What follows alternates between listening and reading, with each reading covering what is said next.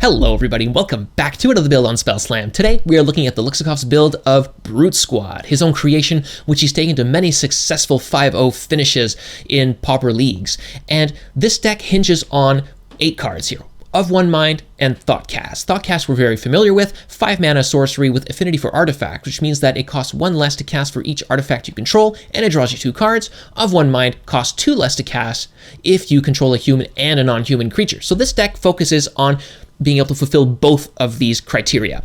We've got our non-humans over here. We've got 4 copies of Ornithopter. Very important card for this deck because it allows us to play Holdout Settlement and Survivor's Encampment effectively, as well as being able to block well. It can also attack in the air thanks to Tooth of Chisgoria. We've got 4 copies of Gingerbrute, a 1-mana 1/1 with haste. You can pay 1 to make it unblockable except by creatures with haste, which there aren't very many of them being played right now in Pauper.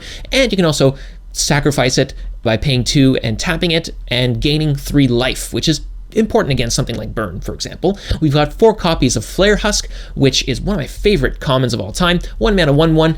If it dies, no problem. You can re-equip it to one of your creatures and just keep that 1/1 power. We've got 4 copies of Glinthawk, really nice card in this deck because you can play it on turn 1 no problem, thanks to an Ancient Den, for example. You can also return a Flare Husk that's dead so that you can get your creature back. You can bounce a Tooth of Chisgoria so that you can recast it and get that extra damage in.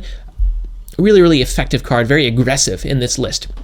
In the humans, we've got 4 copies of Ardent Recruit, which is a 1-mana 1/1, but if you have Metalcraft, it's actually a 3/3. So most of the time, it's going to be a 3/3, which is very good. We've got 4 copies of Thraben Inspector, 1-mana 1/2, and it investigates, which means you get a clue token, which is an artifact.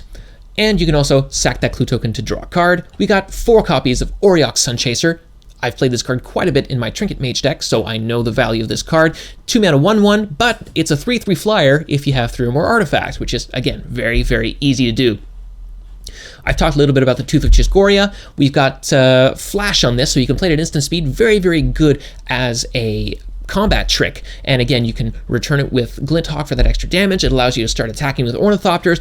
Excellent card. 3 copies of Journey to Nowhere, just excellent removal. We've also got 1 copy of Harsh Sustenance. It's very easy to splash colors with this deck because of Survivor's Encampment and Holdout Settlement. So this black mana is really not a big deal, and it helps us be a little bit more aggressive, finish off games quickly. It can also be used as removal, and it's very good against Tron and fighting that Stonehorn Dignitary lock. Moving on to the sideboard, we've got 2 copies of Hollow. I did change a few things in this deck. I know Deluxeicoff told the brewers, he said, don't change a thing.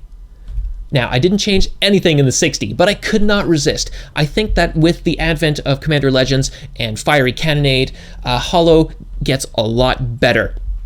It's a 1-mana instant that prevents all damage target spell would deal this turn, and then you gain life equal to the damage prevented this way. So it's extremely effective against Fiery Cannonade, and I guess it could be effective against Swirling Sandstorm or Electrickery. We're not particularly susceptible to Electrickery or Swirling Sandstorm, but I think they're very good at fighting Fiery Cannonade. We've also got 3 copies of Prismatic Strands. Can act a little bit like a Hollow would, but it's much better against aggressive decks like Stompy and Slivers and other aggressive strategies like that.